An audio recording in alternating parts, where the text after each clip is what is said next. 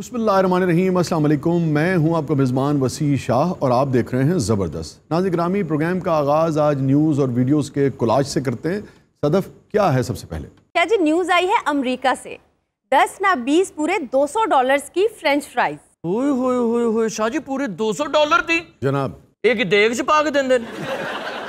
सिर्फ एक प्लेट जो है फ्रेंच फ्राइज या चिप्स आप कह लीजिए $200 की, यानी कि तकरीबन 35,000 रुपए पाकिस्तानी। 35,000 रुपए की फ्रेंच फ्राइज जी, सिर्फ एक प्लेट। इतने तो 35 का बर्गर लीए, इन्नी चिप्स इंज ले ली दी है थोड़ी जी होर दे। तो लगता तुम बर्गर भी इंज लेते, ये बर्गर इंज लेता, वो पिछो चिप्स भी छोड़ देता है। शाह जी, 35,000 रुपए की इतनी महंगी प्लेट क्यों? वो चिप्स वाला नाल को आइटम सॉन्ग भी कर दे। मैं तो शाह जी घर चिप्स कराई, मैं तो लेंदा ही नहीं चिप्स। हां, ये तो फर्श च मुंह मार लेंदे। देखें, ये सेरेंडिपिटी 3 एक रेस्टोरेंट है मैनहट्टन में और ये इसी किस्म के तजुर्बों के लिए मशहूर है। ये इसका 10वां एजाज़ है महंगी डिशेस तैयार करने का। 10वीं मरतबा इसने अपना नाम Guinness book of world record में रजिस्टर करवाया। और आपको दिलचस्प बात बताऊं कि जो $200 की प्लेट है फ्रेंच फ्राइज की, ये कुछ भी नहीं है। इससे पहले यही रेस्टोरेंट सेरेंडिपिटी जिसका नाम है, इसने 4 साल कबल एक आइसक्रीम तैयार की थी जिसकी कीमत कितनी होगी, चला गेस करें। शाह जी, अगर है $200 दी, $400 दी होगी। $1,000 की आइसक्रीम। और वो आइसक्रीम ट्रंप साहब थोड़े नाल खा रहे होंगे। ताहर ने ₹1000 की आइसक्रीम ली ते पीछे डाकू लग गए। डाकुओं ने गन पॉइंट से आइसक्रीम खोल ली। यानी उतो अगर 2-3 नारी आइसक्रीम खाओ तो नया वाले पीछे पै। और इससे पहले इन्होंने एक डिज़र्ट बनाया था, वो भी तकरीबन 4-5 बरस पहले। उसकी कीमत भी थी तकरीबन $1,000, यानी पाकिस्तानी तकरीबन 1,62,000 रुपए। इतने जो बकरा खाना हो तो बंदे को अपना आप गिरवी रखना पड़ेगा। तो वेच के तड़के वाली दाल मिल जाए, बड़ी गल। और आपको पता है कि अगर आप फौरी जाकर ऑर्डर दें तो ये आपको डिश मिलेगी भी नहीं वहाँ। उसके लिए आपको पहले बुकिंग करानी पड़ेगी। ते नाल मकान दी रजिस्ट्री, शनाख्ती कार्ड दी कॉपी। मैंने तो फिर भी नहीं मिली जनाब। मैं अपना निकाहनामा दिता, फिर चिप्स की प्लेट मिली मैंने। इन्होंने अपना निकाहनामा दिखाया, उन्होंने चिप्स की जगह गोला दे दिया। अच्छा यार, ये फ्रेंच फ्राइज की तरफ हम दोबारा आते हैं, मगर गोले से जो हनी साहब ने जिसका जिक्र किया, मुझे याद आया हमारे शहर सरगोदा में 200 साल पुराना गोला तो नहीं? नहीं, 200 साल तो नहीं। वो शख्स तकरीबन 30-35 बरस से वहीं बैठा है। पूरे लाहौर शहर के गोले ट्राई किए, कराची में भी जब लिखने जाता हूँ प्लेस व्लेस के सिलसिले में, तो बहुत मैंने वहाँ ट्राई किए। मगर सरगोदा शहर का वो जो गोला है, वो खालकिया स्कूल, एक स्कूल है वहाँ, उसके बाहर एक उसकी रेडी है उसके कोने पे। वैसा गोला, वैसा टेस्ट दुनिया में शायद किसी गोले का हो। तुसी बार्डर ते जाके गोला ट्राई करो, इको ही गोला वजना तानू लग पता जाए। तो यार, मादरे वतन के लिए वो भी खा लेंगे, क्या है। तानू तुसी मैनहट्टन तो आइसक्रीम खवाउंडे हो, आप सरगोदे दे गोले खा। शाह जी, वो भी $200 दे। नहीं, वो तो 2 किलो कणक तो ये गोला बना के दे देंगे। नहीं, अब उसकी कीमत 25-30 रुपए है। जिस जमाने में हमने शुरू किया था, पहले $2 का था शायद, फिर 5 का हुआ, फिर 10 का हो गया, अब शायद 25-30 रुपए का है। शाह जी, तीला भी तो नाल नाल वड्डा कीता है ना। वो गोला छोटा करता जाता, तीला वड्डा करता जाता। गोले में होता क्या है, बेसिकली तो बर्फी होती है ना सर। असल चीज जो किसी भी एक गोले को दूसरे गोले से मुनफरिद या अलग या जुदा या मुमताज करती है, उसके ऊपर जो रंग डाला जाता है, जो शरबत डाला जाता है। पूरा दिन बुलियां लाल रही। वो जो खालकिया स्कूल का गोला है ना, उसकी स्पेशलिटी भी बर्फ नहीं है, उसकी खुसूसियत ही वो शरबत है जो उनके आबाओ अजदाद ने तैयार किया है। मतलब पूरे शहर में वैसा टेस्ट किसी और गोले वाले के पास नहीं है। और वो शरबत भी क्या है, पूरी सरदाई होती है, उसमें बादाम और मगज और पता नहीं क्या कुछ उन्होंने मिलाया होता है। बड़ा भलवानी गोला है वो, तो शाह जी इंज करके खाना पैंदा होना। नईम साहब ने गोला फड़ के इंज किया, सारे सुट लिया। खाओ साहब ने गोला खाता, फिर कहते दुकानदार ने हुण मैनू ढा। तो मैंने एक बार उनके बुजुर्गों से पूछा, बड़े जो थे उनके, वो तो फौत हो गए, मगर मुझे याद है मैंने उससे पूछा तो उन्होंने कहा कि सारी रात इस शरबत को तैयार करना पड़ता है, पकाना पड़ता है। 6-6, 8-8 घंटे वो कढ़ाई या देग या बर्तन जिसमें भी वो तैयार करते हैं, उसको चूल्हे पे चढ़ा देते हैं और ख़ास इंग्रेडिएंट्स और ख़ास टेक्निक के बाद वो शरबत तैयार हो। चाची ने तलाक ले ली, कहती मर जाना, सारी रात शरबत बनाता रहे। और ये नहीं कि मेरा उस शहर से ताल्लुक़ है। मुझे याद है एक ज़माने में एक मुशायरा था सरगोदा यूनिवर्सिटी में, तो मैं अमजद साहब को, अताउल्ला कासमी साहब को और दीगर इफराज साहब पता नहीं थे कि नहीं थे, मगर कासमी साहब और अमजद साहब तो मुझे याद हैं, चूँकि वहीं बाहर वो जो फट्टे लगे होते थे वहीं बैठ के हमने खाया, तो उन सब ने इस बात को तस्लीम किया कि वाकई ये बहुत मुनफरिद है। तुसीं भी बड़े खो चलो, तुहाडे कोल रोटी जो के पैसे नहीं होने, गोले खुआते हो। कासमी साहब तो 150 गोला चूप गए होंगे। नहीं, मुझे याद है मेरे इसरार पर उन्होंने 2 खाए थे, मगर इससे ज़्यादा नहीं। लेकिन सब तो बड़े सन। जी गोला जी तो आखिरी दमा दे रह जाता तो इमरान बलोचर का हो जाता। अच्छा यार, ये जो बाज़ों का छोटे, यानी कि माली लिहाज से मैं बात कर रहा हूँ, जो लोग बड़े साइज़ का कारोबार नहीं करते, अगर आप देखें पूरी दुनिया में मैंने देखा है, दुनिया में भी ख़ास तौर पे पाकिस्तान में, कराची चले जाएं, लाहौर, सरगोदा, फैसलाबाद या जिन शहरों का मुझे तजुर्बा रहा, इस्लामाबाद, जो छोटा कारोबारी है उसका दिल बड़ा मैंने देखा है वसी होता है, बड़ा वसी होता है। तो आप बाज़ औक़ात 10 रुपए की कोई चीज़ लें आप खाने की और उसके बाद अब 10 मरतबा भी जाके उसके आगे प्लेट करें, वो पा देगा थोड़ी जाकर। तो वैसे भी 2-3 चीज़ लैन की आदत है। शायर आदमी 12-12 घंटे दिल करे गोले वाले को बैठे रहन। और गोले वाला कई बार खिंच गया, उन्होंने कहा भाई तुसी गोले बेचो, मैं बाहर खलोना जा। बल्कि कई बार इन्होंने रेडी ते खिलार के इन्होंने जगह मुशायरा भी कर रहा है।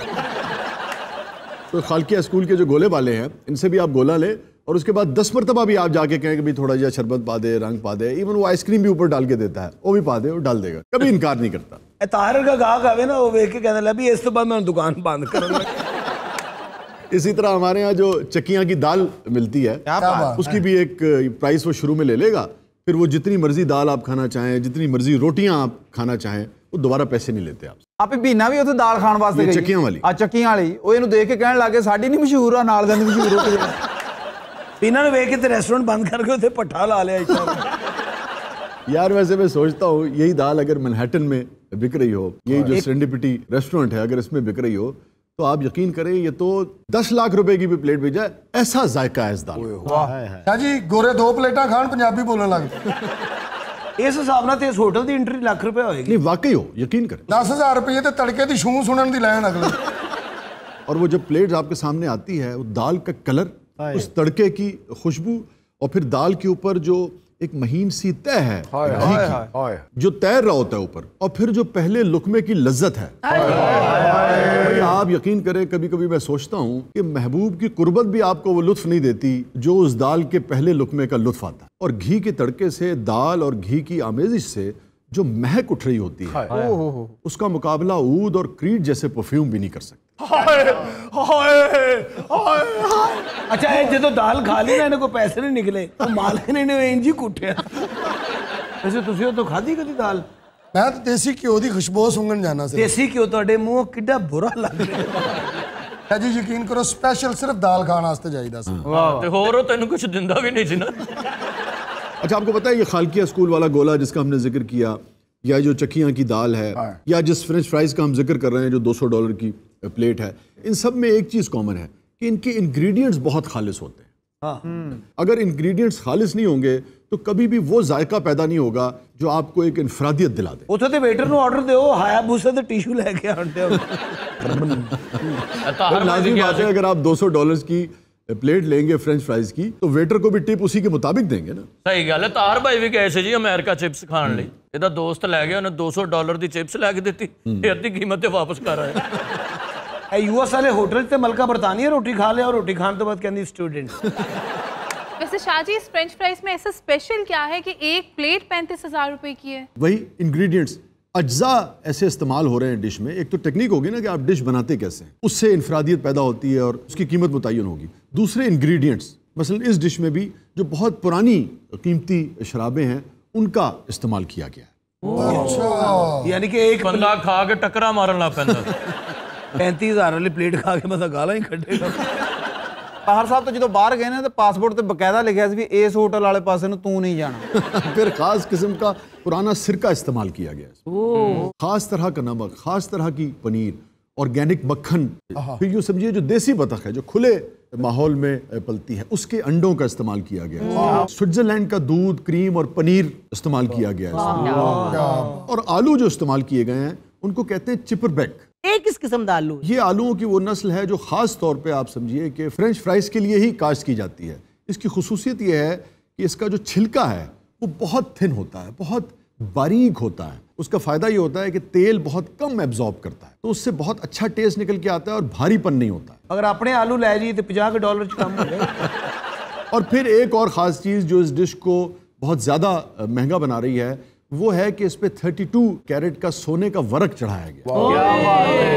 और वो वर्क इतना महीन होता है, ऐसे तैयार किया जाता है कि उसे खाया भी जा सकता है। ये चिप्स खाना से अमेरिकन नेशनल होना जरूरी है। ऐसी तो कोई शर्त नहीं है, मगर इसका नाम उन्होंने रखा है नेशनल फ्रेंच फ्राइज डे। ਇਹਦਾ ਆਰਡਰ ਦੇ ਕੇ ਅਗਰ ਤੁਸੀਂ ਜਾਣ ਲੱਗੋ ਤੁਹਾਨੂੰ ਡਿਪੋਰਟ ਵੀ ਕਰ ਦਿੰਦੇ ਨੇ।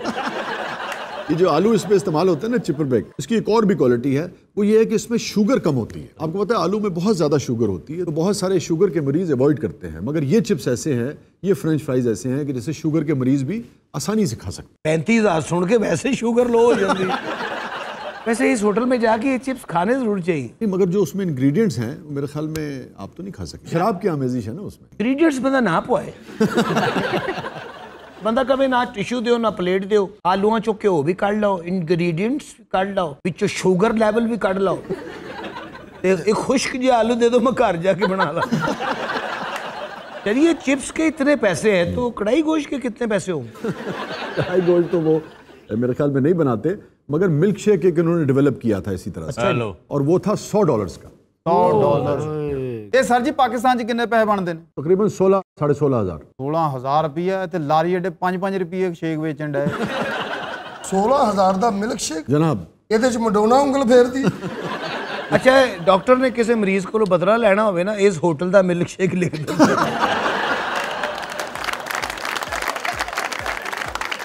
नाज़रीन स्टे विद अस, कहीं नहीं जाइएगा, छोटे से वक्फे के बाद वापस आते हैं। आप देख रहे हैं जबरदस्त।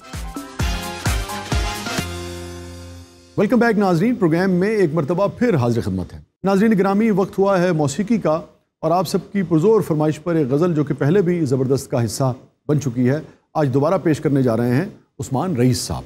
जी उस्मान।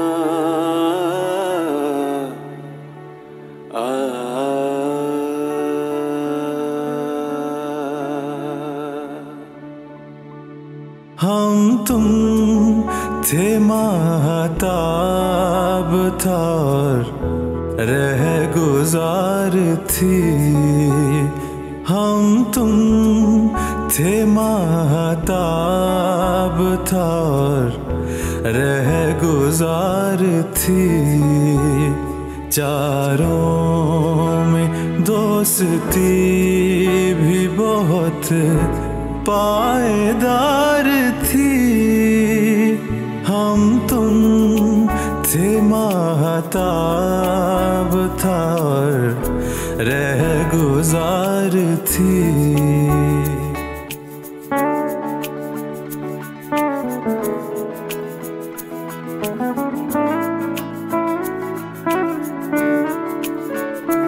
खुद पर था इख्तियार भला का उसे, मगर खुद पर था इख्तियार भला का उसे, मगर मेरे मुआमले में वो बे इख्तियार थी, हम तुम थे महताब था और रह गुजार थी।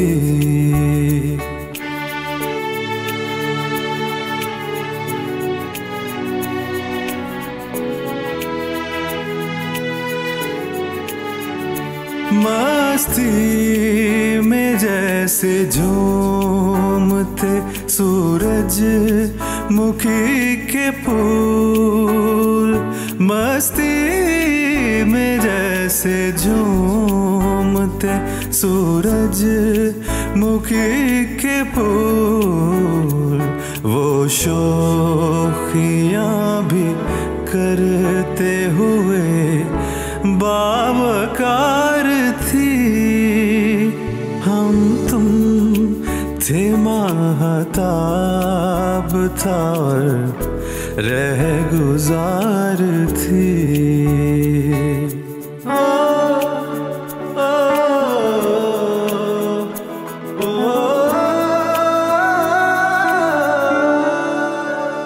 महंगे लिबास वाले सभी मांद पड़ गए, महंगे लिबास वाले सभी मांद पड़ गए, सादा सी साड़ी में वो बहुत शानदार थी। हम तुम थे महताब था और रह गुजार थी।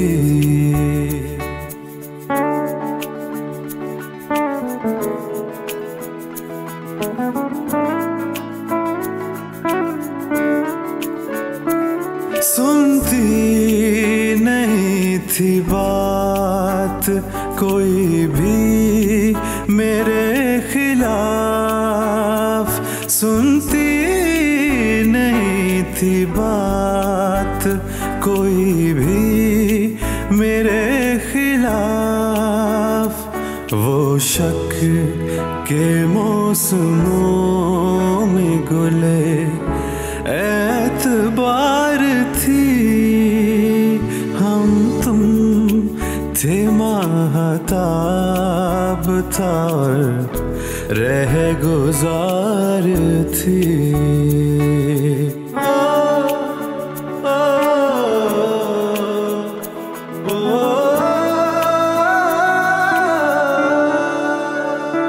थी इम्तिजाज दौर जदीदो कदीम का, थी इम्तिजाज दौर जदीदो कदीम का।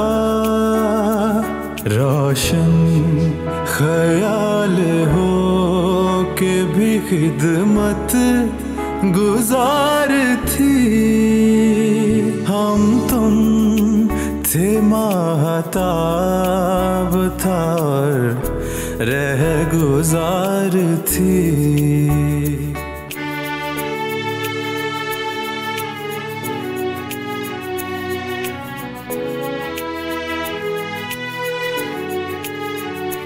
मैं भी तो चाहता था उसी की तरह से, मैं भी तो चाहता था उसी की तरह से। वो फख्र थी गरूर थी मेरा वकार थी। हम तुम थे महताब था और रह गुजार थी।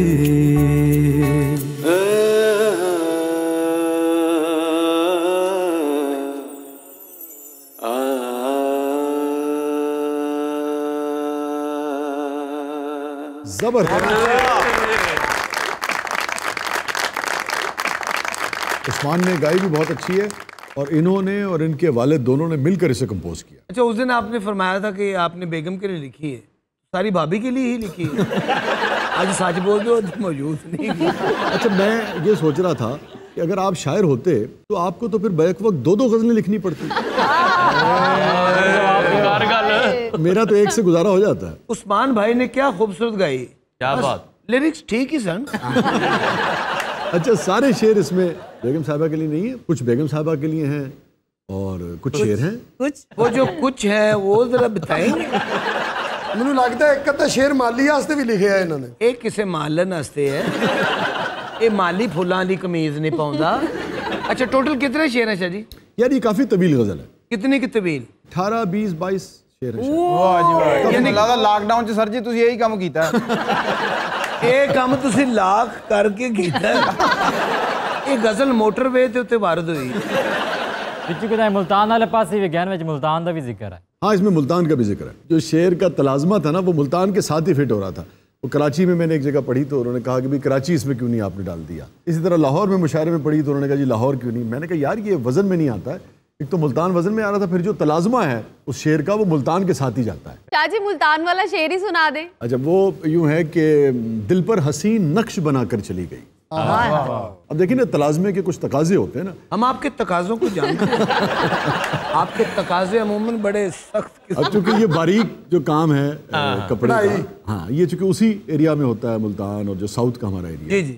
दिल पर हसीन नक्श बना कर चली गई, मुल्तान की वो लड़की अजब दस्तकार थी। मैं भी कहूँ था सोन और वे कितों आउंदे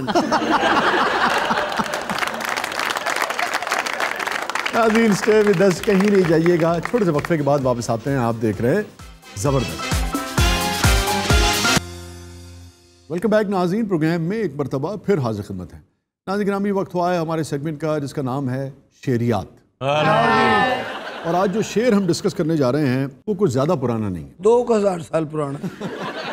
चंद्रगुप्त मौर्य ने किया सी। ये तो आप यानी साहब तंज कर रहे हैं, 2000 साल पुराना तो नहीं है, मगर एक सिफर हटा दें इसमें से आप। तो मेहरबानी करके दूजा भी हटा दे।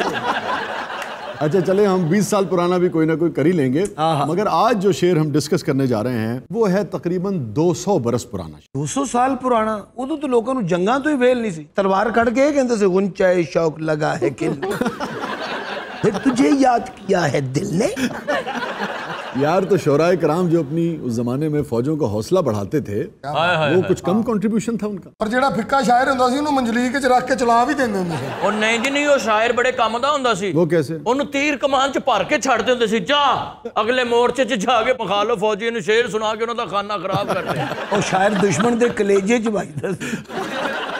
और शायर ते लाजम सी कि तू अच्छे शेर नहीं सुनाने, वो फिक्के शेर इन्ने सुनाਉਂਦਾ ਸੀ मुखालिफ फौज बार्डर छड़ के दौड़ ਜਾਂਦੀ ਸੀ। और सिपा सलार अच्छा शायर नहीं बुरा शायर लभ रहा होंदा सी, और उन्होंने आवाज भी देना था, ओए आ जा तेरी वजह तो जंग शुरू हो रही। कई शायर तो शेर कह के तोप थले भी बढ़ जाते। अच्छा भाई, ये जो शेर है तो बड़े बाकमाल आदमी थे जिनका ये शेर है, बड़ी ही बावकार शख्सियत के मालिक थे और बहुत ही खुददार शायर, बहुत ही खुददार इंसान थे जिनका ये शेर है। और ये वाहिद शेर नहीं है, इस शायर के दर्जनों शेर ऐसे हैं जो ज़रबुल मसल बन चुके हैं, मगर इस शेर के साथ ख़ास तौर पे मसला ये है कि ये शेर उनका है, मगर बहुत सारे लोग इसे किसी और शायर का शेर समझते हैं। शेर है भी इस पाए का, एक ख़ास तरह का उस्तादी रंग इसमें शामिल है, और ख़ुद भी उस्ताद शायर थी। वाह, बड़ा शोर सुनते थे पहलू में दिल का। तंज देखी है, बड़ा शोर सुनते थे पहलू में दिल का, जो चीरा तो एक कतरा खून न निकला। क्या बात। हो सकता है महबूब ਦੇ ਵਿੱਚ ब्लड ਦੀ कमी हो सकता महबूब इमरान बलोच वर्गा होवे। इमरान ਦੇ ਆਸ਼ਿਕ ਨੇ ਇਹਦਾ ਦਿਲ ਚੀਰਿਆ, ਉਸ ਤੋਂ ਪਹਿਲੇ 8 ਬੋਤਲਾਂ ਲਵਾਈਆਂ। तुसा मैंने एडा होला ना लिया करो, मैं तो हर महीने 1 बोतल खून दी देना ਆਪਣੇ जिस्म ਨੂੰ। इमरान ਨੂੰ ਤੇ ब्लड बैंक वाले फोन कर रहे ਹੁੰਦੇ ਨੇ, ਉਹ ਚਾਹੀਦੀ ਉੱਤੇ ਲੈ ਜਾਏ। हजूर जब जोहला कराम से गुफ्तगू करेंगे, अच्छा तुहानू पता जिस मक्खी ने खुदकुशी करनी होंदी है, ਇਹਦੇ ਉੱਤੇ ਬੈਠ इन भांड मिरासियों की बातें आपको बहुत अच्छी लगी। यार ये ना कहा करें, ये डेरोगेटरी है, ये ना कहा करें। यार आप क्या बात कर रहे हैं? कॉमेडियंस हैं, आप कहा करें इन भांड और हमारी बातें आपको। ਇਹ ਸ਼ਾਇਰ ਸ਼ਾਇਰੀ ਤੋਂ ਪਹਿਲੇ ਢੋਲਕ ਵਜਾਉਂਦਾ ਸੀ ਜੀ। अच्छा आप क्या कहना चाह रहे हैं? ਇਹੋ ਜਿਹੇ ਸ਼ਾਇਰ ਨੂੰ ਪੇਠਾ ਬਹੁਤ ਪਸੰਦ ਹੁੰਦਾ। और ਇਹੋ ਜਿਹਾ ਸ਼ਾਇਰ ਆਪਣਾ ਤਖੱਲੁਸ ਰੱਖਦਾ ਹੈ, ਉੱਲੂ ਦਾ ਪੇਠਾ।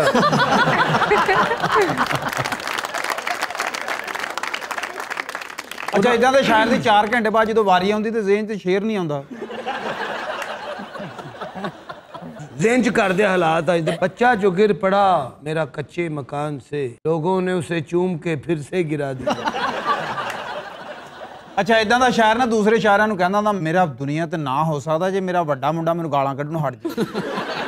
अच्छा जी, आज हमने रखे हैं 2 लाख रुपए।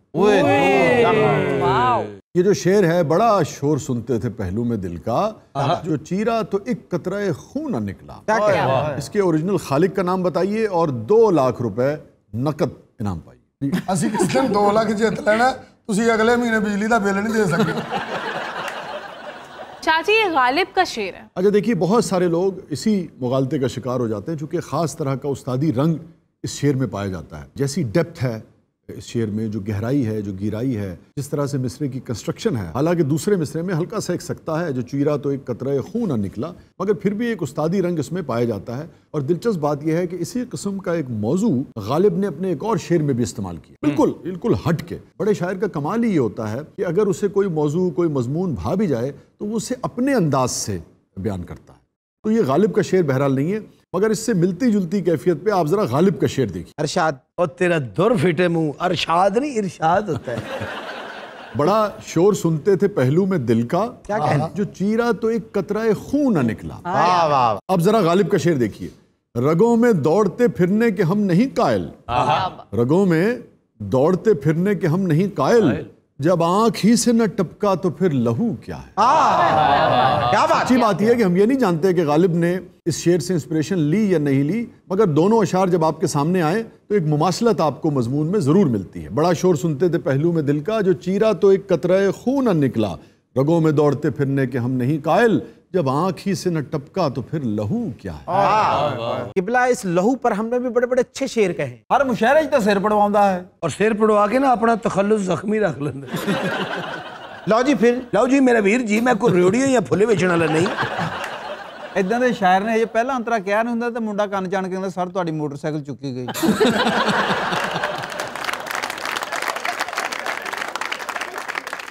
हमारा शेर सुनिए जनाब। अज़ाबे दीद में हम सारी रात जागे।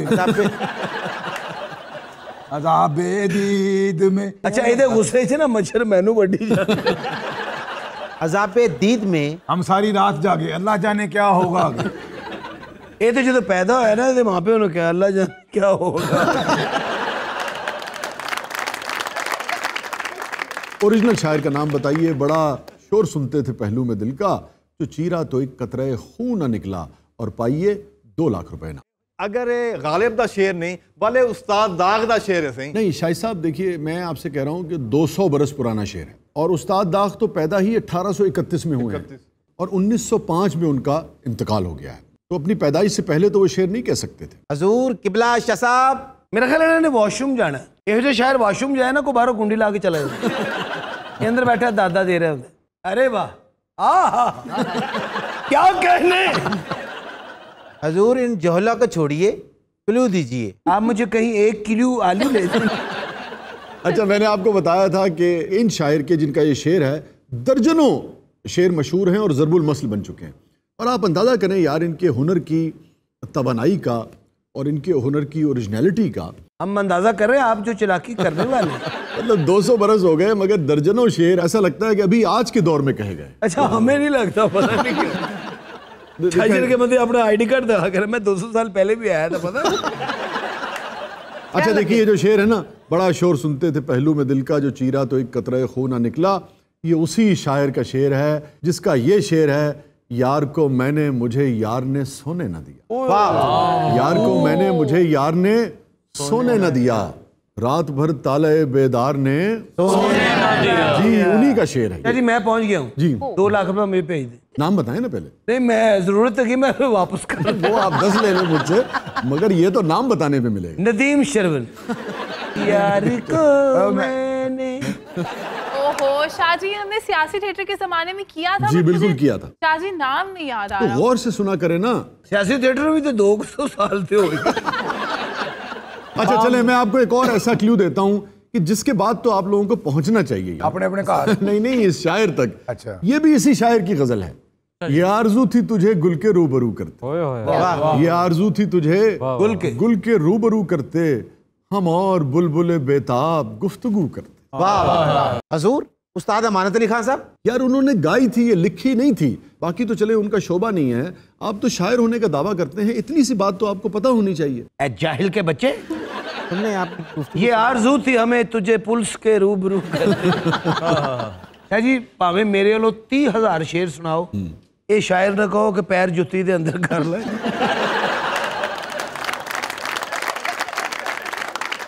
अच्छा, इनका एक और शेर देखिए। वैसे तो ये खुद भी सूफी मनश थे, सूफी शायर थे। इनके वालिद तो थे ही बाकायदा एक सूफी घराने से इनका ताल्लुक था, मगर हर मौजू पर इन्होंने शेर कहे हैं। जब रोमानवी मौजुआत को इन्होंने टच किया है तो उसको भी एक एक्सट्रीम तक पहुंचाया है। आए भी लोग, बैठे भी, उठ भी खड़े हुए। आए भी लोग, बैठे भी।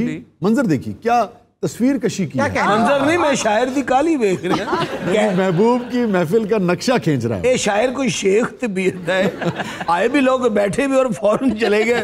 और फिर मैंने कहा शुक्र अल्हम्दुलिल्लाह। नहीं, आए भी लोग, बैठे भी, उठ भी खड़े हुए। मैं जा ही ढूंढता तेरी महफिल में रह जी, गया। मैं जा ही ढूंढता तेरी महफिल में रह गया। ओहो, सब याद आ रहा है, सिर्फ शायर का नाम नहीं याद आ रहा। तुम गौर करो, वो उस दिन अंधेरी चल रही थी, लाटे हिल रही थी। मां में जड़ी तू इस टाइम प्रवीण पहलवान बनी है ना। क्या जी साढ़े वालों ये 2 लाख रुपया ਇਹਦੀ मदद कर दो। देखिए, मैं आप सबकी मदद ऐसे कर सकता हूं कि मैं आपको इनका एक और शेर सुनाओ। शेर ना सुनाओ, वैसे ही मदद कर दो। फनकार वैसे हैंड टू माउथ होता है। सुन तो सही जहां में है तेरा फसाना क्या। क्या कहने सुन तो सही जहां में है तेरा फसाना क्या, कहती है तुझको खल्क़े खुदा गायबाना क्या। अक्सर हुक्मरानों के बारे में जो अपनी मकबूलियत के मुगालते में, अपनी मकबूलियत के खप्त में या खप्त अज़मत में मुब्तला हो जाते हैं और बाज़ औक़ात ये समझते हैं कि अवामुन्नास बहुत उनकी पॉलिसीज़ से या उनके किरदार से या उनकी शख्सियत से या उनकी हुक्मरानी से खुश हैं, मगर हकीकत बिल्कुल मुख्तलिफ होती है। उस मौके पर अक्सर ये शेर लिखा या बोला जाता है कि सुन तो सही जहाँ में है तेरा फसाना क्या, कहती है तुझको खल्क़े खुदा गायबाना क्या। और एक ख़ास बात जो इनको दीगर उस ज़माने के, उस अहद के शायरों से मैं तो समझता हूँ मुमताज़ भी करती है और मुनफरिद भी। और उसमें भी कोई बुराई नहीं थी। हर अहद की देखिए अपने तकाज़े होते हैं, मगर गालिब जैसे लोग, ज़ौक़ जैसे लोग कोर्ट से वाबस्ता हुआ करते थे, दरबार से वाबस्ता हुआ करते थे, या बहुत सारे जो शोराए कराम थे उनकी सरपरस्ती उस ज़माने के राजे महाराजे या नवाबीन किया करते थे। मगर ये शायर ज़रा उनसे मुख्तलिफ थे सबसे। वो भी मैं समझता हूँ कोई बुराई नहीं, हर अहद के अपने तकाज़े हैं। अब जैसे आज हम टीवी का काम करते हैं, 200 साल के बाद आप कहेंगे कि भाई शायर का क्या काम कि टीवी का काम करें, तो हर अहद की अपनी ज़रूरियात और तकाज़े होते हैं। 200 साल पहले ऐसे तो डाकते तो साड़ी तौड़ लो आदमी। तो उसमें भी मैं समझता हूँ कोई बुराई नहीं है कि अगर कोई पैट्रनाइज कर रहा है। हाँ, अगर कोई आपको पैट्रनाइज कर रहा है और आप उसके लिए कसीदा गोई कर रहे हैं और वो सिफ़ात उस बादशाह में या नवाब में या राजे महाराजे में बयान कर रहे हैं जो उसमें नहीं है, तो मेरे ख्याल में शायर को ज़रूर अपने किरदार के बारे में सोचना चाहिए। मगर ये बहुत मुख्तलिफ थे। ये किसी दरबार से कभी वाबस्ता नहीं हुए, किसी नवाब, किसी महाराजे की इन्होंने सरपरस्ती कबूल नहीं की और सारी ज़िंदगी वक़ार के साथ और खुददारी के साथ बसर की। और इनका नाम था ख्वाजा हैदर अली आतिश। आए हाय आतिश। हाँ, आतिश असलम। और तू रंग शरबतों का, मैं दी दुकान का पानी। नहीं भाई, वो नहीं, वो आतिफ असलम है। शाहजी, अब मुझे याद आया कि कितना हमने डिस्कस किया था इन शायर को सियासी थिएटर के ज़माने में। जितना आपको शायरी से लगाव है ना, आप अपना नाम माहम रहमान आतिश रखें। अच्छा, जाते जाते सूफी शायर का एक और शेर देखिए। और आप देखिए जो मिजाज होता है शायर का, या जो शायर का जो फलसफा होता है ज़िंदगी गुजारने का, वो कैसे उसके शेरों से छलकता है। अब ये बात कोई सूफी ही कर सकता है। जो आला ज़र्फ होते हैं हमेशा झुक के मिलते हैं, जो आला ज़र्फ होते हैं हमेशा झुक के मिलते हैं, सुराही सरनिगू होकर भरा करती है। देखो ना, इस तरह के भांडे भूंडिया ने शेर कहते हैं, सुराही झुक के मिलती है, चमन में दीदावर पैदा। किबला फ्राई से याद आया, बचपन में हमारी अम्मा हजूर कहा करती थी, तू मेरा है ही नहीं। अम्मा क्या कहती थी मुझे बताएं? तुम्हारी गर्दन जो बिल्कुल सुराही जैसी। अम्मा कहती हुई तो गर्दन बिल्कुल सवार की है। कहते गर्दन सुराही अर गया तो तेन फांसी लगी हो तो कितना सोहना लगेगा। अभी अक्सर कहते मेरा पुत्र जो सुराही ते पटूसी मार के बहदा ना, ਇਹਦੀ ਅੱਖਾਂ ਚੋਂ शराब निकलती है। नाज़रीन, ये था आज का शो। इजाज़त दीजिए, अल्लाह हाफ़िज़।